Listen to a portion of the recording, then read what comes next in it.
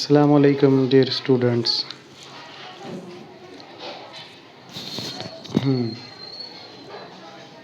चलिए ज्वाइन हो जाएं जल्द से जल्द।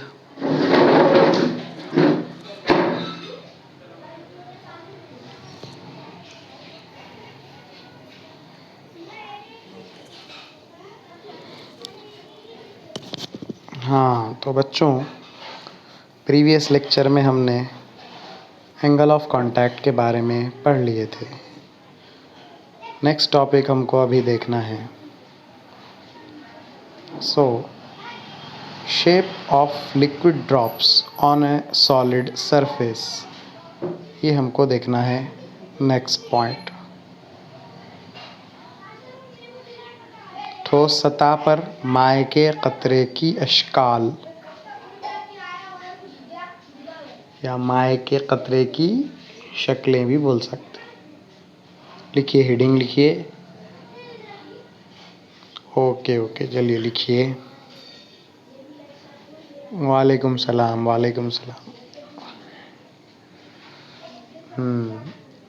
ठीक है बच्चों, ज़रा जल्दी ज्वाइन होने की कोशिश करिए, जैसे टाइम दिया गया है उस हिसाब से। और असाइनमेंट 24 आवर्स में अगर आपने नहीं जमा किए तो टाइम लिमिट ख़त्म हो जाती वो ऐप पर अपने, उसके आगे का मतलब उसके बाद सबमिट ही नहीं होता। तो फौरी कोशिश करना, रेगुलर जो अपना साथ साथ लेक्चर के साथ ही कोशिश कर देना नोट्स बनाने की। टाइम भी देते हम आपको, उसके बाद सबमिट भी कर देना साथ साथ। होमवर्क भी जल्द से जल्द करके रिवीजन करके कर लेना अच्छे से। जी चलिए ओके। लिखिए heading, shape of liquid drops on a solid surface. ठोस सतह पर माए के कतरे की अशकाल। माए के कतरे की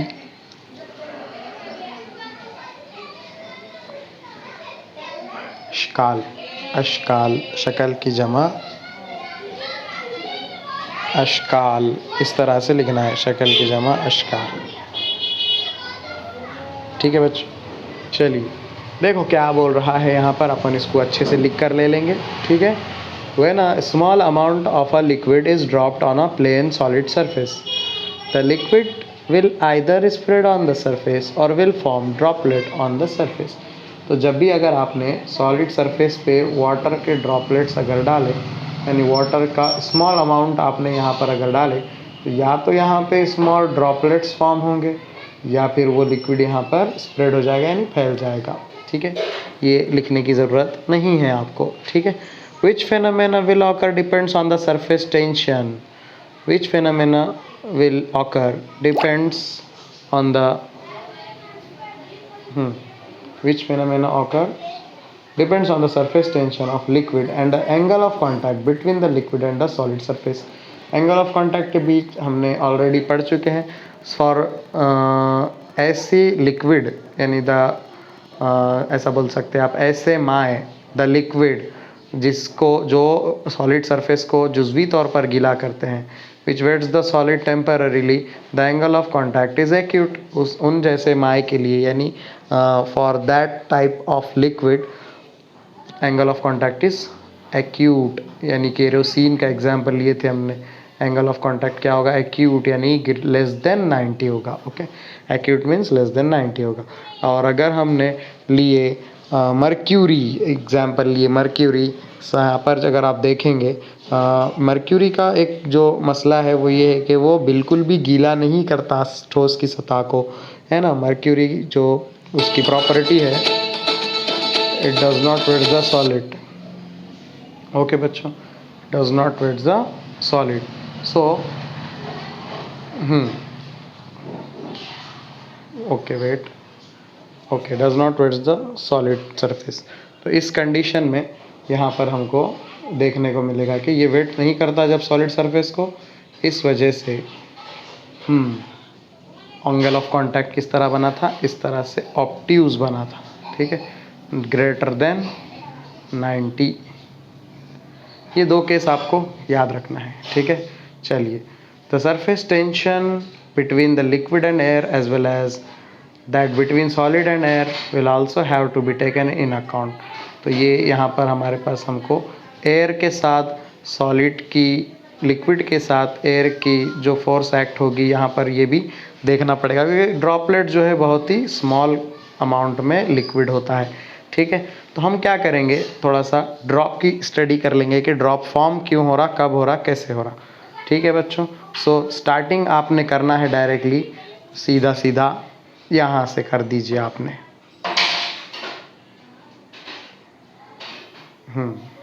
चलिए, ये देखिए दो ड्रॉप्स हैं यहाँ पर, दोनों ड्रॉप के लिए हमको देखना है यहाँ पे। तो पहले क्या करेंगे, अपन शुरू करेंगे लेटस कंसिडर से। लेटस कंसिडर से बता देंगे तीन सरफेस टेंशन यानी तीन फोर्स एक्ट होने वाली जो है इस ड्रॉपलेट पे। पहली तो हो जाएगी ये लिक्विड और सॉलिड की फोर्स, लिक्विड और सॉलिड कांटेक्ट में है तो इनकी फोर्स का तो हम उसको नाम दे देंगे T1 यानी surface tension due to liquid and solid, ये बता देंगे अपन। T2 नाम दे देंगे यहाँ पे एयर एंड सॉलिड का जो है उसको, और T3 नाम दे देंगे लिक्विड और एयर का जो है इसको। T1 को देखो कांटेक्ट में कौन कौन है, लिक्विड सॉलिड, समझ में आया। T2 के कांटेक्ट में कौन है, एयर और सॉलिड। T3 के कांटेक्ट किससे है, लिक्विड एयर, ठीक है, लिक्विड एयर। तो ये तीनों को हम थोड़ा सा कंसिडर कर लेंगे। तो बच्चों लिखिए डायरेक्टली यहाँ से, let theta be the angle of contact for the given solid liquid pair. फर्ज कीजिए कि दिए गए ठोस और माय की जोड़ी के लिए, उर्दू वालों लिखो, मैं बता रहा हूँ, इंग्लिश वाले एज इट इज़ लिखो बेटा, यहाँ तक लिखो एज इट इज़, एक्सप्लेन करते बाद में हम, पहले लिख लो। फर्ज कीजिए कि दिए गए ठोस माय की जोड़ी के लिए ज़ाविये तमास थीटा है, ज़ाविये तमास थीटा है। Let theta be the angle of contact for the given solid liquid pair. तो जो सॉलिड लिक्विड हम बता रहे हैं, जो भी ले रहे हैं लिक्विड, उसके लिए एंगल ऑफ कॉन्टैक्ट सपोज कर लिया हमने थीटा है। ओके बच्चों, लिख लिए क्या, इतना लिख लिए क्या उर्दू वाले? ज़रा कमेंट में डन बोल देते जाओ, लाइव चैट जो चल रहा अपना, तो मालूम होता जाग रहे हैं बच्चे बोल के। ओके ओके, चलिए ठीक है। उसके बाद लिखना है आपको ये T1 इज इक्वल टू, चलिए T1 क्या है बेटा, force due to surface tension, कहाँ पे, at the liquid solid interface. तो हमने फिगर में आपको बता दिए थे, किसका किसका देख रहे हो, देखो याद से देख लो एक बार ज़रा यहाँ पे, सॉलिड, ये लिक्विड सॉलिड इंटरफेस की वजह से, लिक्विड सॉलिड इंटरफेस की वजह से। चलिए, तो ये दोनों भी फिगर में आपने देख लो, ये लिक्विड ये सॉलिड, ये liquid solid interface, liquid solid interface की वजह से जो फोर्स है हम उसका नाम रख दिए T1, ठीक है बच्चों। और T2 किसका रखे जी, air solid, air solid, air solid के लिए हमने ले लिए हमारा T2। तो यहाँ पर लिख लीजिए एज इट इज़ बच्चों सब, T1 is equal to force due to surface tension at the liquid solid interface. Urdu वाले भी बोल दीजिए T1 मसावी, T1 क्या है वो बोल देंगे अपन, ठीक है। हाँ लिखिए, ठोस और माय, ठोस और माय, ठोस और माय, ठोस और माय की काते सतह, यानी एक दूसरे को जो मस कर रही है सतह, वो आप उसको ममासी सतह भी बोल सकते हैं, ममासी सतह भी बोल सकते हैं। ममासी सतह पर सतही तनाव की कुव्वत, सतही तनाव की कुव्वत, या फिर ठोस के ज़रिए माय पर भी अमल करने वाली सतही तनाव की कुव्वत भी बोल सकते हैं, ठीक है बच्चों। T2 लिखिए, T2 is equal to T2 force due to surface tension at the air solid interface, यानी हवा और ठोस की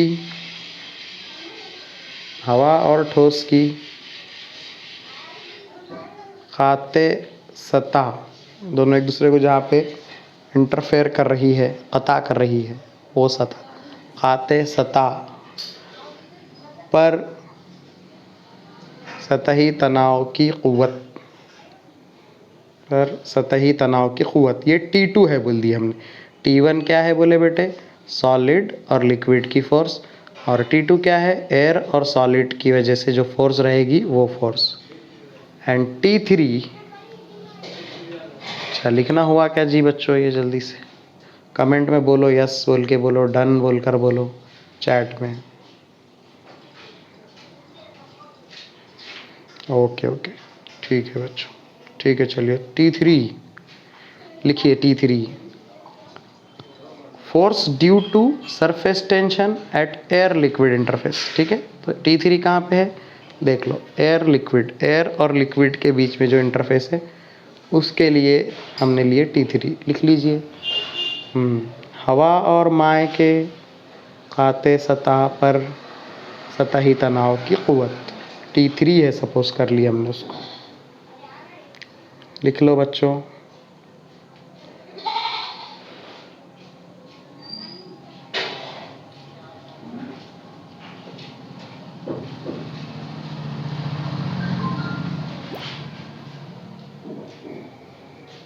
लिख दिए क्या, लिखने के बाद डन बोल दीजिए ज़रा, लिख लिए तो चैट में। चलो ठीक है, वेरी गुड, ओके। चले अब आगे देखते हैं।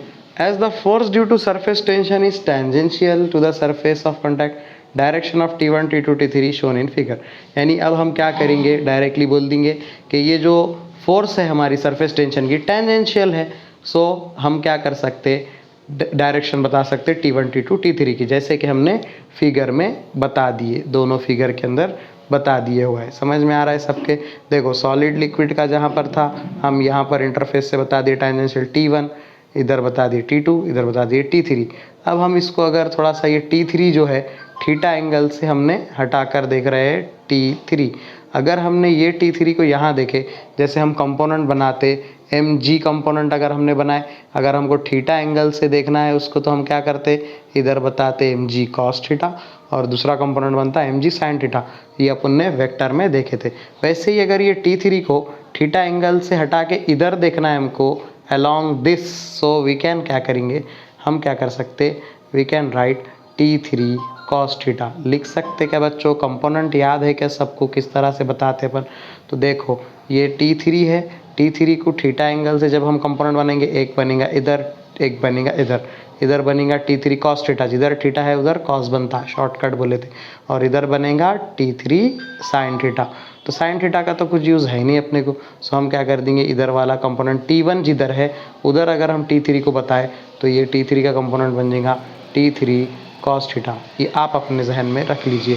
यानी अब अगर आप बैलेंसिंग अगर चेक करें तो आपको पता चलेगा कि T3 cos theta and T1 right side act हो रहे और T2 लेफ्ट साइड एक्ट हो रहा, यानी कि आप लिख सकते ये जो T2 है ये इक्वल रहेगा बैलेंसिंग में T3 cos theta plus T1 के। यानी हम डायरेक्टली बता सकते, क्या बता सकते, कि ये जो हमारा T2 है इज इक्वल टू, ये T2 है, यहाँ पर लिख कर बता दिया गया है कि T2 is equal to T1 plus T3 cos theta, क्योंकि T2 इधर T1 प्लस ये T3 को इधर देखे तो T3 cos थीटा। सो ये दोनों राइट पे, इस वजह से ये लिख लिए इधर T2। समझ में आ गया होगा सबके। सो इस तरह से ले ली। फिर क्या करें, प्लस का T1 उधर भेज दो, वो हो जाएगा माइनस का T1, यानी T2 माइनस T1। फिर ये T3 cos थीटा है, T3 को भी इधर भेज दो, तो T3 आ गया डिवाइड में, इधर सिर्फ बचा cos थीटा।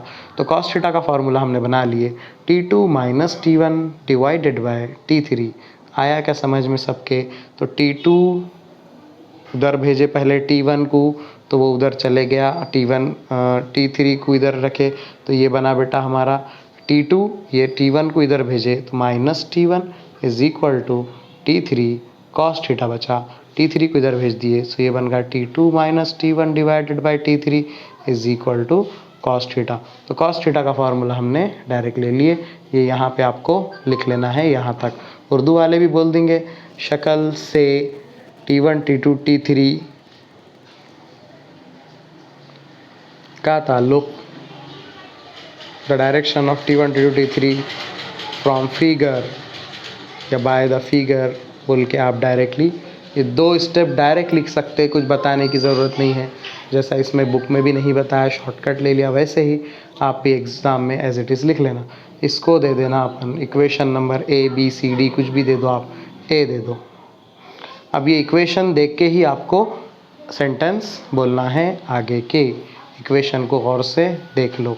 पहला जो पॉइंट कहा गया है यहाँ पे, if T2 greater than T1, यानी T2 बड़ा है T1 छोटा है, तो अपने को इक्वेशन देख के क्या समझ रहा कि T2 बड़ा है T1 छोटा है, यानी कि हमारे पास जो न्यूमरेटर में दो क्वांटिटी का यानी 2 नंबर का सब्ट्रैक्शन अगर करना है, तो अगर बड़े में से छोटा हम निकालते हैं तो आंसर आता है पॉजिटिव। ये सबको मालूम है। अगर ग्रेटर नंबर में से हम लेस वाला जो नंबर अगर माइनस करेंगे तो आंसर आएगा बेटे पॉजिटिव। सो यहाँ पे हम जो पहली कंडीशन बोले कि T2 ग्रेटर देन T1 अगर रखते हैं हम, ओके, और ये T2 माइनस T1 हम क्या करते हैं लेस देन T3 से छोटा ही रखना है आपको, तो T cos थीटा की वैल्यू जो आएंगी कैसी आएंगी, पॉजिटिव आएंगी। क्यों पॉजिटिव आएंगी, क्योंकि बड़े में से छोटा निकाले तो आंसर पॉजिटिव आता।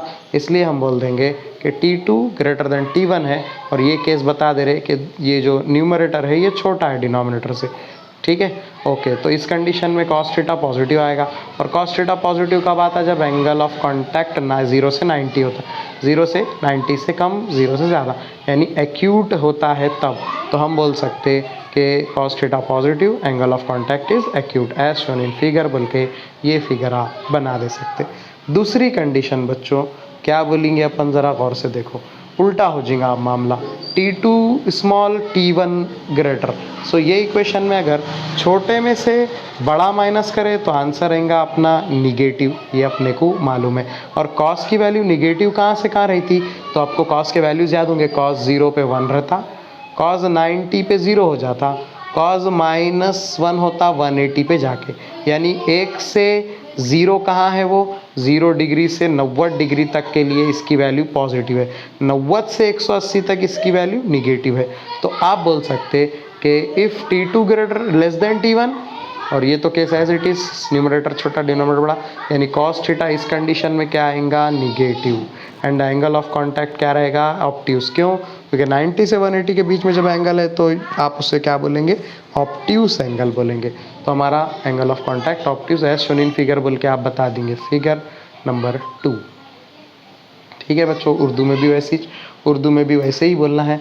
उर्दू में बोलना है अगर T2, ऐसे ही लिखना है पूरा, खाली इफ़ की जगह अगर बोल देना है, ये एज इट इज़ लिखना है, एंड की जगह और बोल देना है। अगर T2 बड़ा है T1 से और T2 minus T1 less than T3, तब cos थीटा मुस्बत होगा, ज़ाविये तमास हादा होगा।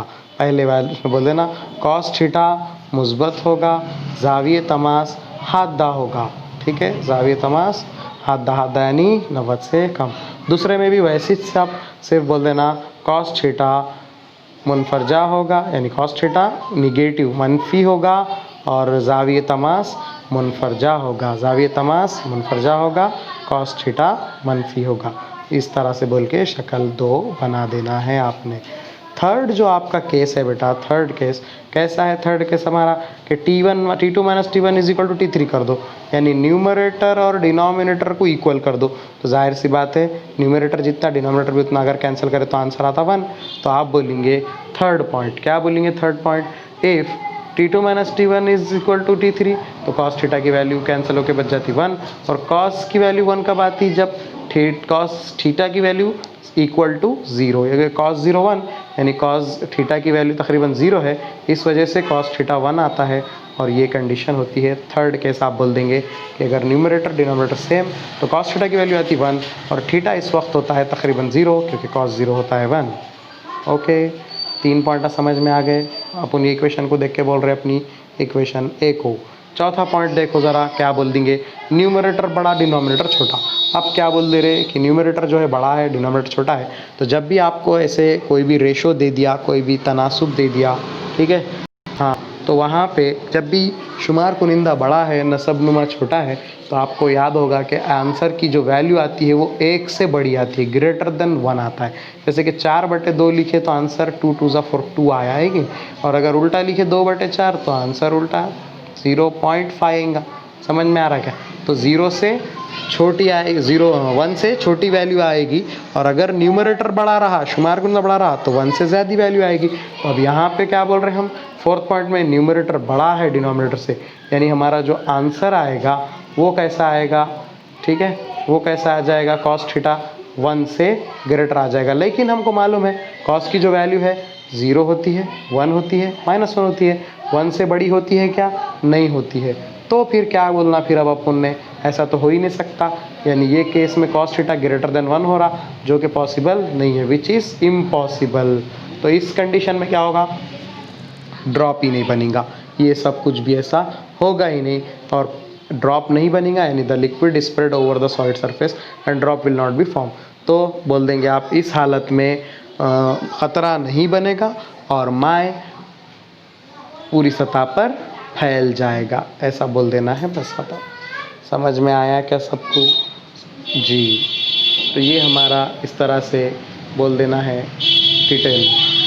इसके बाद ये लिख लेना भी है एज इट इज़, सब ने लिख लिए होंगे साथ साथ ही। नेक्स्ट पॉइंट है हमारा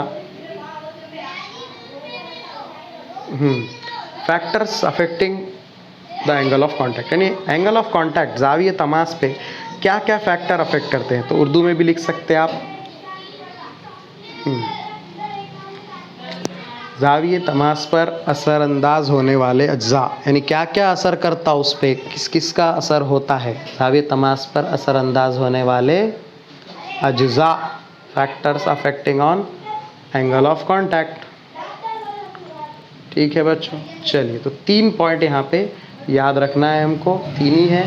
टेबल ये तो डायरेक्टली आपको याद रखने के लिए दिया गया है, एज इट इज़ बना लिए तो भी चलेगा, ठीक है।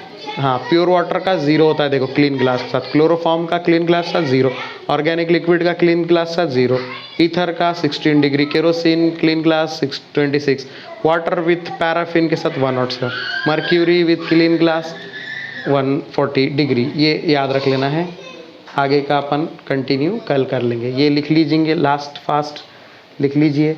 Factors affecting on angle of contact, the value of angle of contact depends on the following factors. लिखिए उर्दू वाले भी, ज़ाविये तमास पर असरअंदाज होने वाले अज्जा, हेडिंग लिखे, उसमें लिख दो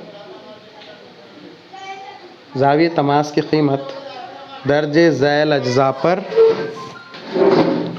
मुनहसिर होती है, मुनहसिर होती है। नंबर एक, the nature of liquid and solid in contact, the nature of the liquid and solid in contact. Urdu में लिखो, तमासी हालत में, या फिर डायरेक्ट लिख दो, ठोस और माय की नोयत पर मुनहसिर होती है। अब जाहिर सी बात है, जो दोनों कांटेक्ट में है उनकी बात चल रही, तो तमासी हालत में बोले, नहीं भी बोले तो चलेगा, डायरेक्ट भी लिखे तो चलेगा।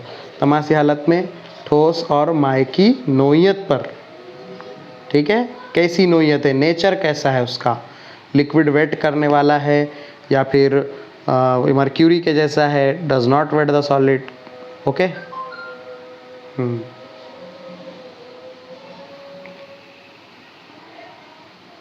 2 मिनट रुक जाए अज़ा के लिए, चलो लिख लीजिए, ओके, इधर की नहीं हुई अभी। इम्प्यूरिटी, इम्प्यूरिटी पर भी डिपेंड करता है, सेकंड लिख दीजिए, impurity, impurities present in the liquid change the angle of contact. Impurity से भी क्या होता है बच्चों, एंगल ऑफ कांटेक्ट चेंज होता है। इम्प्यूरिटी यानी जो अपन ने एक्स्ट्रा चीज़ें ऐड कर देंगे अपन, ठीक है, इम्प्योर कर देगा उसको, जो भी अपना लिक्विड है उसमें हम दूसरा कोई भी सब्सटेंस अगर डालेंगे वो इम्प्यूरिटी हो जाएगा। जैसे हमने वाटर में शक्कर नमक डाले। चलिए उर्दू में भी लिख दीजिए,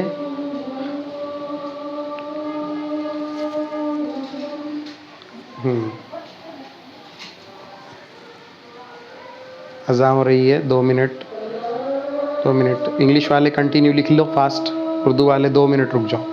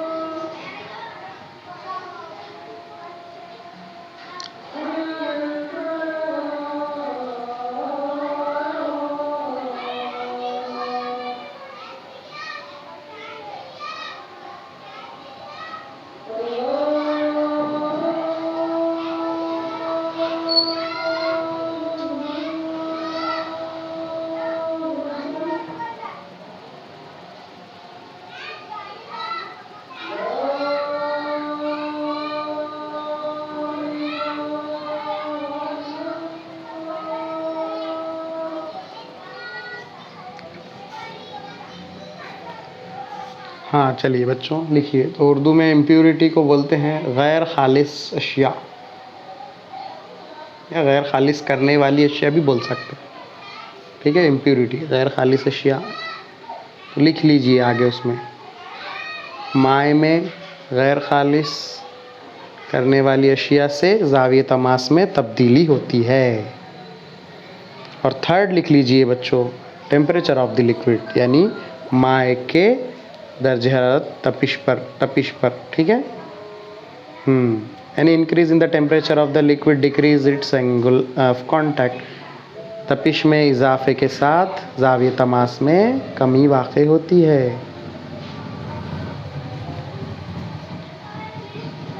ठीक है, और एक नोट याद रख लीजिए लास्ट वाली है, for a given solid liquid surface, suppose कर लो एक सॉलिड लिक्विड की एक सरफेस ले ली, the angle of contact is constant at given temperature. एक टेम्परेचर पे सपोज करो आपने स्टील के कोई बीकर में वाटर लिए, स्टील के बर्तन में वाटर ले लिए, कुछ एंगल ऑफ कॉन्टैक्ट आपको मिल गया। अगर आपने टेम्परेचर देख लिए जो भी आपका 40 डिग्री 35 डिग्री टेम्परेचर था, अगर आप बाद में 35 डिग्री पे या उसी टेम्परेचर पे जब आप पहले देखे थे चेक करेंगे तो हमेशा एंगल ऑफ कांटेक्ट आपका उतना ही आएगा। समझ में आ गया सबको? अगर आपने बड़े बर्तन में लेकर देखे तो भी वैसे ही, छोटे ग्लास में लेकर देखे तो भी वैसे ही। यानी एक सॉलिड और एक लिक्विड के लिए हमेशा सेम, सॉलिड लेकिन चेंज नहीं होना, स्टील है तो पूरा स्टील, ग्लास है तो ग्लास, जो भी ले रहे, वाटर भी जो लिक्विड भी ले रहे चेंज नहीं होना, वाटर है तो वाटर, मर्क्यूरी तो मर्क्यूरी, केरोसिन है तो केरोसिन, ओके, पेट्रोल डीजल जो है वो। अगर अपन एक पेयर ले लिए उनकी, जैसे वाटर ग्लास की पेयर, तो हमेशा इनका एंगल ऑफ कांटेक्ट कांस्टेंट ही रहेगा टेम्परेचर कांस्टेंट रखने पर। ठीक है, उर्दू वाले भी लिख सकते हैं। ठीक है, मुस्तकिल तपिश पर दी हुई ठोस और माए की जोड़ी का ज़ाविये तमास। मुस्तकिल तपिश पर दी गई ठोस की जोड़ी का ज़ाविये तमास मुस्तकिल होता है। ठीक है बच्चों, तो इस तरह से ये हमारा टॉपिक कंप्लीट हुआ। अच्छे से लिखिए, नोट्स भेज दीजिए। इंशाल्लाह क्लास जल्द अज जल्द ऑफलाइन भी स्टार्ट करने की कोशिशें जारी है। थोड़ा से ही परमिशन मिलता है तो हम जैसे जैसे परमिशन मिलेगा फौरी स्टार्ट कर देंगे। आप लोग भी कोशिश कीजिए जितना हो सके स्टडी कंटिन्यू रखें। प्रीवियस जितना भी हमने पढ़ाया है ऑनलाइन उसको अच्छे से अच्छा याद कर लें, पक्का करने की कोशिश करें। सो इंशाल्लाह फिर मिलेंगे हम नेक्स्ट वीडियो में। दुआ में याद रखिए। अल्लाह हाफिज़। Notes, writing class notes app पर ज़रूर, अपनी ऐप पर सबमिट कीजिए असाइनमेंट में। अल्लाह हाफिज़।